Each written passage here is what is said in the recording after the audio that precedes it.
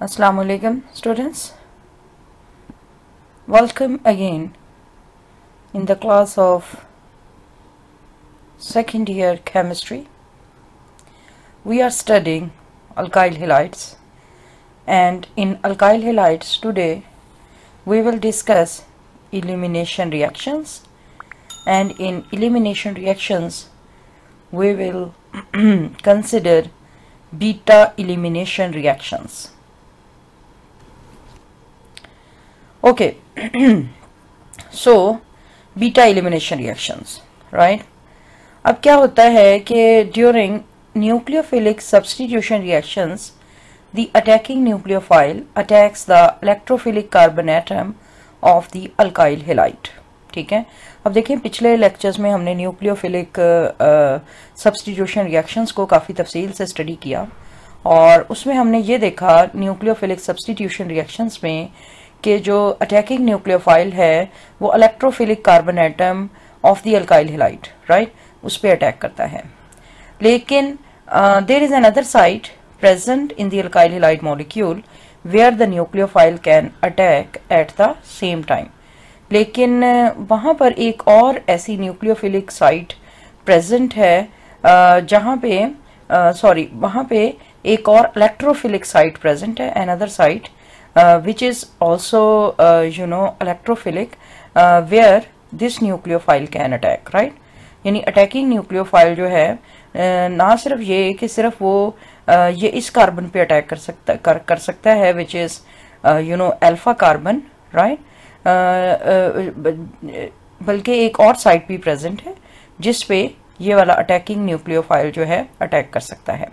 अच्छा, अब ये अल्फा कार्बन और बीटा कार्बन क्या चीज है? तो वो वाला कार्बन जो डायरेक्टली अल्काइल हैलाइड के साथ अटैच है उसको हम अल्फा कार्बन बोलेंगे, और वो वाला कार्बन जो कि उससे नेक्स्ट है, ठीक है, इस कार्बन अल्फा कार्बन से नेक्स्ट है, उसको हम बीटा कार्बन कहेंगे. अब बीटा कार्बन जो है वो इस साइड पे भी हो सकता है और इस साइड पे भी हो सकता है.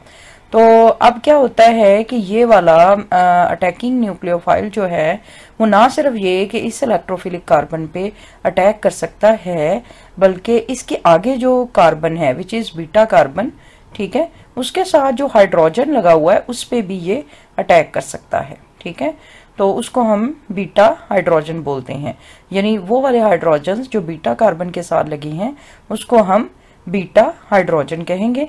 एंड सच अ साइट जो है ये इलेक्ट्रोफिलिक हाइड्रोजन एटम है which is attach to beta carbon of the alkyl halide. अब ये बीटा कार्बन जो है ना, यहाँ पे बीटा आना था, ये बीटा एक्चुअली इधर इस साइड पे चला गया है, वो एक्चुअली यहाँ था. एनीवेज थोड़ा सा मिसप्लेस हो गया. एनीवेज ये यहाँ पे ये बीटा कार्बन है. तो ये जनरल एक एलिमिनेशन रिएक्शन का ये मैकेनिज्म है. तो इसमें ये देखें कि हमारे पास ये वाला अल्काइल हैलाइड है which is the substrate molecule, ठीक है, और ये हमारे पास ये अटैकिंग न्यूक्लियोफाइल है, और ये न्यूक्लियोफाइल जो है अटैकिंग बजाय इसके कि ये इस कार्बन पे अटैक करता, इसने क्या किया कि अपने इस लोन पेयर से इसने इस हाइड्रोजन को यहाँ से एज प्रोटॉन जो है वो ऑब्स्ट्रैक्ट कर लिया, और इस तरह से ये एक मॉलिक्यूल बन गया Hb, राइट. अच्छा जी, अब क्या हुआ कि यहाँ से जब ये बॉन्ड जो है ये हाइड्रोजन जो है जब यहाँ से ऑब्स्ट्रैक्ट हो गया तो ये वाला बॉन्ड इधर शिफ्ट हुआ, ठीक है, डबल बॉन्ड बन गया, और ये वाला जो है बॉन्ड इधर शिफ्ट हो जाएगा, ठीक है, और ये हैलाइड आयन जो है यहाँ से बाहर निकल आएगा, यानी ये लीविंग न्यूक्लियोफाइल ही है. लेकिन हमारे पास इस रिएक्शन में एक जो नई प्रोडक्ट है वो बनी है, और वो नई प्रोडक्ट क्या है, न्यू पाई बॉन्ड, ठीक है, ये वाला न्यू पाई बॉन्ड है, और इससे एक अल्कीन जो है वो बना है, राइट. अब यहाँ पर हुआ क्या है कि ये वाला HX, राइट, दो एडजेसेंट कार्बन से यहाँ से ये हाइड्रोजन निकला, ठीक है, और यहाँ से ये हैलोजन निकला, ठीक है, और दो एडजेसेंट कार्बन से ये वाला जो है निकल जाएगा hydrogen as hydrogen halide, elimination of HX, जो कि हम ये यहाँ पे शो कर रहे हैं, ठीक है। When the attack takes place on hydrogen, we get an alkene instead of a substitution product. अच्छा, अब अगर ये अटैकिंग न्यूक्लियोफाइल ये इस हाइड्रोजन पे अटैक करके इसको ऑब्स्ट्रक्ट कर ले, तो इस केस में हमारे पास जो प्रोडक्ट आएगी this will be an alkene, और ये एक सब्स्टिट्यूशन प्रोडक्ट नहीं होगी। अब चूंकि दो एडजेसेंट कार्बन से H और X in the form of HX जो है वो रिमूव हो रहे हैं, इलिमिनेट हो रहे हैं, that is why these are called elimination reactions, और इसको बीटा इलिमिनेशन कहेंगे क्योंकि ये वाले बीटा कार्बन से ये हाइड्रोजन जो है इलिमिनेट हो रहा है। These reactions take place simultaneously with substitution reactions and often compete with them. अब क्या होता है कि एट अ टाइम ये दोनों रिएक्शंस के प्रोसीड करने की पॉसिबिलिटी होती है। That is when an alkyl halide किसी बेस के साथ रिएक्ट करता है, ठीक है, किसी अटैकिंग न्यूक्लियोफाइल के साथ उसका इंटरेक्शन होता है, so it is possible that the reaction and product में भी सब्स्टिट्यूशन भी हो सकती है और इलिमिनेशन भी हो सकती है। This is dependent upon a number of factors. Okay, तो बीटा एलिमिनेशन रिएक्शन जो है उसका हम मैकेनिज्म स्टडी करेंगे। तो अब इसमें क्या है, न्यूक्लियोफिलिक सब्स्टिट्यूशन की तरह इलिमिनेशन रिएक्शन के भी दो तरह के मैकेनिज्म हो सकते हैं, that is E2 and E1 mechanism. अब E2 मैकेनिज्म क्या है? As the name indicate, in E2 mechanism the nucleophile attacks and the leaving group leaves at the same time with a formation of carbon carbon double bond, ठीक है। अब इस E2 mechanism में सारे के सारे स्टेप्स जो हैं वो एक साथ हो रहे होते हैं। यानी क्या होता है, ये देखिए ये न्यूक्लियोफाइल है NaOH, अच्छा, तो ये न्यूक्लियोफाइल जो है ये अटैक करेगा, ठीक है, और अब जब ये अटैक करेगा तो बीटा हाइड्रोजन के ऊपर, ठीक है। अब यहाँ पर ये बीटा हाइड्रोजन है, यानी ये हमारे पास अल्काइल हैलाइड का मॉलिक्यूल है, राइट। अब अल्काइल हैलाइड के मॉलिक्यूल में से अगर हम इधर से शुरू करें, अब बीटा हाइड्रोजन है दोनों साइड पे इसमें प्रेजेंट है। ये देखें, ये कार्बन है, ये अल्फा कार्बन है, जिसके साथ ये ब्रोमाइड डायरेक्टली लगा हुआ है, इसको हम अल्फा कार्बन बोलेंगे। और जो बीटा कार्बन्स हैं ये भी बीटा कार्बन है, ये सॉरी ये भी बीटा कार्बन है, ये भी बीटा कार्बन है, और ये भी बीटा कार्बन है, ठीक है। ये सारे के सारे जो हैं ये बीटा कार्बन्स हैं, और उनके साथ सारे के सारे ये जो हाइड्रोजन्स लगे हुए हैं ये बीटा हाइड्रोजन्स हैं। तो आप किसी भी तरफ से ये रिएक्शन को प्रोसीड करवा सकते हैं। अब एनीवेज, तो अब इस साइड पे देखें, ये हमारे पास बेस है, ठीक है। अब ये बेस जो है वो क्या करेगा कि हाँ, ये देखें, ये हाइड्रोक्साइड आयन इस हाइड्रोजन को एज H+ अपने साथ मिला लेगा, ठीक है। ये देखें इस रिएक्शन में, तो ये हाइड्रोक्साइड आयन इस हाइड्रोजन को अपनी तरफ पुल करेगा, और ये वाला हाइड्रोजन का बॉन्ड जो है ये यहाँ पे शिफ्ट हो जाएगा। So this will result in the formation of a double bond. अब लेकिन जब ये बॉन्ड यहाँ शिफ्ट हो जाएगा तो कार्बन के देखें 5 बॉन्ड्स तो नहीं ना हो सकते, ठीक है, कार्बन ने 4 ही बॉन्ड्स बनाने हैं। तो क्या होगा कि ये वाला बॉन्ड जो है ये इस ब्रोमाइड के ऊपर शिफ्ट हो जाएगा एज ब्रोमाइड आयन, ये बन जाएगा। अब ये बॉन्ड जब यहाँ पे शिफ्ट हो जाएगा तो यहाँ पर देखें ये डबल बॉन्ड बन जाएगा, ठीक है। और यहाँ पर ये वाला जो हाइड्रोजन था वो इस OH के साथ वो मिला और ये इसने वाटर बना दिया, और सोडियम जो है हमारे पास रिएक्शन मीडियम में एज सच प्रेजेंट हो गया। ओके, तो स्टूडेंट्स आपके लेवल पे आपने जो है इस बात की टेंशन नहीं लेनी। अगेन मैं आपसे ये कह रही हूँ, और ये मैंने पिछले लेक्चर में भी बताया था कि ये वाला बॉन्ड जो है वेज शेप्ड है, ये डैश्ड है, और ये सॉलिड है। So you can simply write it as such by solid lines, ठीक है। अब इसमें क्या है, इसके ये डिफरेंट स्टेप्स आगे ये बताए हुए हैं जो कि मैं ऑलरेडी जो है डिस्कस भी कर चुकी हूँ। तो अब क्या होगा कि ये वाला देखिए NaOH है, this is the base, this will deprotonate the hello alkane, ठीक है। तो ये अल्काइल हैलाइड का मॉलिक्यूल है, इसको हम हेलो अल्केन भी बोलते हैं। तो ये बेस जो है इस हेलो अल्केन को यहाँ से ये देखें डीप्रोटोनेट करेगा। The leaving group will depart from the molecule. तो ये लीविंग ग्रुप है, ठीक है, और ये देखें ये इस मॉलिक्यूल से निकल जाएगा as bromide ion. The deprotonated carbon will rehybridize from sp3 to sp2, right. तो अब देखें ये पहले ये जो डीप्रोटोनेटेड ये वाला कार्बन डीप्रोटोनेट हो रहा है, ठीक है। तो ये पहले था, देखिए ये 4 बॉन्ड बना रहा है, 1 2 3 4, and we know that if a carbon form 4 bond it will be in sp3 hybridisation, ठीक है। तो ये वाला जो अब जब ये डीप्रोटोनेट हो जाएगा तो इस केस में ये देखें ये 3 बॉन्ड सॉरी ये बना रहा है मतलब 3 सिंगल बॉन्ड और एक जो है यहाँ पर डबल बॉन्ड। तो ये क्या होगा, ये sp3 से जब कार्बन डबल बॉन्ड बना रहा होता है तो ये sp2 हाइब्रिडाइजेशन में चला जाएगा। तो एक तो ये E2 मैकेनिज्म में चेंज ऑफ हाइब्रिडाइजेशन होगी from sp3 to sp2, right. तो इसी जिस तरह से ये SN2 रिएक्शंस में होता है, दो मॉलिक्यूलैरिटी है E2 रिएक्शन की वो भी 2 है, and these reactions show second order kinetics. अब इसमें देखें ये सारे का सारा सिंगल स्टेप रिएक्शन है, ठीक है, एट द सेम टाइम सारे प्रोसेसेस हो रहे हैं।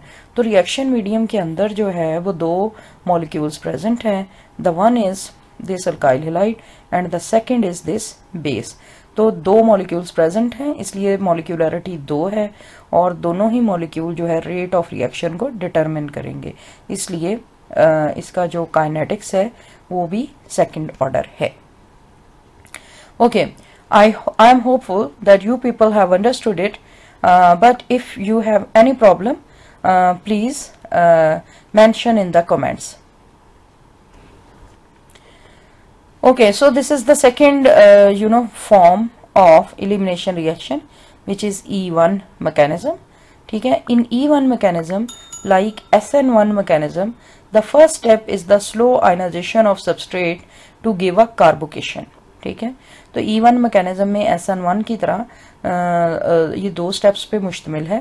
पहले स्टेप में क्या होता है कि स्लो आयनाइजेशन होती है अल्काइल हैलाइड की और उससे कार्बोकेशन बनता है, ठीक है। कार्बोकेशन का बनना बड़ी तफसील से मैंने SN1 में आपको पढ़ाया था, यहाँ पर हम उसको दोबारा से डिस्कस करेंगे, ठीक है। तो ये पहले स्टेप में कार्बोकेशन बनेगा, we will see shortly what is carbocation. और सेकंड स्टेप में क्या होगा, the nucleophile attacks on the hydrogen to give an alkene as a product. तो सेकंड स्टेप में न्यूक्लियोफाइल एंटर होगा और वो जो है उस कार्बोकेशन जो प्रोड्यूस हुआ है उसके वही बीटा हाइड्रोजन पे अटैक करेगा और उसको ऑब्स्ट्रैक्ट कर लेगा और अल्कीन बन जाएगा। अब ये देखें यहाँ पर हमारे पास ये एक ट्रशरी अल्काइल हैलाइड है। ट्रशरी किस तरह से कि कार्बन जो है ये क्लोराइड के साथ और वो कार्बन जो हैलोजन के साथ जुड़ा है वो फर्दर ये 3 कार्बन्स के साथ जुड़ा हुआ है। अब वो वाला हाइड्रोजन जो कि बीटा हाइड्रोजन है जिसकी ऑब्स्ट्रक्शन होनी है उसको ये ग्रीन कलर से रिप्रेजेंट कर दिया गया है। तो ये कार्बन अल्फा कार्बन है which is directly joint to the chloride, और ये कार्बन जो है वो बीटा कार्बन है which is adjacent to the alpha carbon, ठीक है। अच्छा जी, अब सबसे पहले जो रिएक्शन होगा उसमें क्या होगा कि इसको एक्चुअली हम कार्बोकेशन में कन्वर्ट करते हैं और ये स्लो आयनाइजेशन का प्रोसेस होता है। ओके, तो ये आयनाइजेशन का स्लो प्रोसेस होता है। उसमें क्या होता है कि ये वाला बॉन्ड जो है इस क्लोराइड के ऊपर शिफ्ट कर जाएगा और उससे क्या होगा, इस कार्बन के ऊपर एक पॉजिटिव चार्ज आ जाएगा, क्योंकि इस बॉन्ड में एक इलेक्ट्रॉन इस कार्बन का था एक क्लोराइड का, और जब दोनों के दोनों इलेक्ट्रॉन्स ये क्लोराइड ले गया तो कार्बन के ऊपर एक फुल पॉजिटिव चार्ज क्रिएट हो जाएगा। This is actually the carbocation, that is carbon with positive charge, ठीक है। अब देखें हमारे पास रिएक्शन मीडियम में ये वाटर प्रेजेंट है एज सॉल्वेंट और ये इथाइल अल्कोहल का मॉलिक्यूल प्रेजेंट है, ठीक है, which can act as attacking nucleophile, ठीक है। तो ये वाटर भी अटैकिंग न्यूक्लियोफाइल के तौर पे एक्ट कर सकता है और ये इथाइल अल्कोहल में से ये जो ऑक्सीजन है यहाँ पर ये भी अटैकिंग न्यूक्लियोफाइल के तौर पर एक्ट कर सकता है, ठीक है। अब यहाँ पर ये देखें कि E1 और SN1, ठीक है, और ये दोनों रिएक्शन जो है ये कंपटीशन में चल सकते हैं, राइट। अब वो किस तरह से, अगर तो ये E1 रिएक्शन जो है वो फॉलो करे, राइट। अगर ये वाला रिएक्शन जो है E1 मैकेनिज्म को फॉलो करे तो उससे जो प्रोडक्ट बनेगी this will be an alkene, तो वो एक अल्कीन का प्रोडक्ट होगा।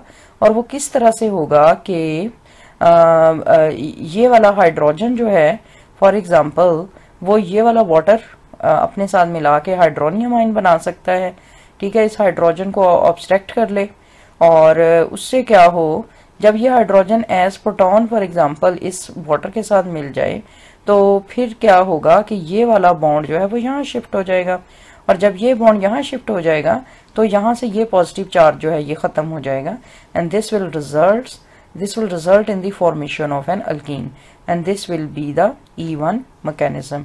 तो अब E1 मैकेनिज्म 2 स्टेप होता है, ठीक है। पहले कार्बोकेशन बनता है और फिर जो है ये डीप्रोटोनेशन होती है यहाँ से। अच्छा, दूसरा क्या हो सकता है कि SN1 जो है मैकेनिज्म वो भी हो सकता है। SN1 मैकेनिज्म में भी पहले कार्बोकेशन ही बनता है, ठीक है। और फिर उसके बाद क्या होगा कि यहाँ से ये अब इस प्रोटॉन की एलिमिनेशन नहीं होगी, बल्कि इसकी बजाय यहाँ पर ये वाला जो ऑक्सीजन के ऊपर जो लोन पेयर है वो इस कार्बोकेशन इस कार्बन के ऊपर अटैक करेगा, इलेक्ट्रोफिलिक कार्बन के ऊपर, और यहाँ से ये हाइड्रोजन निकल जाएगा, ठीक है। और ये O की मदद से ये इसके साथ जो है वो अटैच हो जाएगा, ठीक है। तो अब ये जब इसके साथ अटैच होगा तो ये हमारे पास प्रोडक्ट बनेगी, ठीक है। बाकी सारा तो हमने ये वैसे ही लिख देना है। देखिए ये ग्रीन वाला हाइड्रोजन जो है अब रिमूव नहीं हुआ, ये भी एज सच प्रेजेंट है, और ये O और आगे ये मॉलिक्यूल CH2 CH3 लग जाएगा। अच्छा, अब चूंकि वाटर भी रिएक्शन में प्रेजेंट है और वो भी एक्ट कर सकता है as a nucleophile, attacking nucleophile, और वो भी SN1 रिएक्शन के जरिए ही प्रोसीड करेगा, ठीक है। तो उसमें फिर ये होगा कि जब वाटर का हाइड्रोक्साइड आयन इस कार्बन इलेक्ट्रोफिलिक कार्बन के ऊपर अटैक करेगा, यानी इस वाटर में से हाइड्रोक्साइड आयन अटैक करेगा, ठीक है, वो यहाँ लग जाएगा, ठीक है। तो ये जो है अब देखें ये H फिर ऐसे ही प्रेजेंट है। तो ये डिफरेंट रूट्स हैं रिएक्शन के जिसके थ्रू से रिएक्शन प्रोसीड कर सकता है, और ये again this will be dependent upon different conditions. तो E1 और SN1 रिएक्शन जो हैं ये कंपटीशन में इस तरह से चल रहे होते हैं। ये आपके पास कंपैरिजन है E1 and E2। E2 mechanism जो है like SN2 is a bimolecular mechanism and the rates of those reactions which follow this mechanism depends upon the concentration of alkyl halide as well as the attacking nucleophile or a base, ठीक है। तो E2 mechanism भी bimolecular mechanism है और इसका rate जो है depend करता है कंसंट्रेशन ऑफ अल्काइल हैलाइड पे और इसके अलावा अटैकिंग न्यूक्लियोफाइल की कंसंट्रेशन पे, ठीक है। तो ये बायोमोलिक्यूलर रिएक्शन है और रेट जो है दोनों की कंसंट्रेशन पे क्यों डिपेंड करेगा, क्योंकि रिएक्शन मीडियम में वो एट अ टाइम दोनों प्रेजेंट है। जो E1 मैकेनिज्म है on the other hand is a unimolecular mechanism and the rates of those reaction which follow this mechanism depend only upon the concentration of alkyl halide molecule. तो अभी जैसा कि हमने previous slide में देखा जो E1 mechanism है उसमें कार्बोकेशन बनता है और ये 2 स्टेप प्रोसेस है। तो जो पहला स्टेप है वो स्लो स्टेप है which is rate determining step, तो जबकि दूसरा स्टेप जो है वो फास्ट स्टेप है which is not rate determining step. और जो पहला स्टेप है which is rate determining step उसमें सिर्फ एक स्पीशी ही प्रेजेंट है विच इज अल्काइल हैलाइड, इसलिए रेट ऑफ रिएक्शन भी सिर्फ अल्काइल हैलाइड की कंसंट्रेशन पे ही डिपेंड करेगा। जो अब इसमें क्या है कि primary alkyl halides they generally follow E2 mechanism और जो टर्शियरी अल्काइल हैलाइड हैं वो E1 मैकेनिज्म को फॉलो करते हैं। So this is just like SN2 and SN1 reaction and this point is very important from the objective point of view. So you have homework students, you will do chapter number 10 from chapter number 10 question number 10. Wow, this is a matching. Okay, we will meet in the next lecture with another topic. Till then, Allah Hafiz.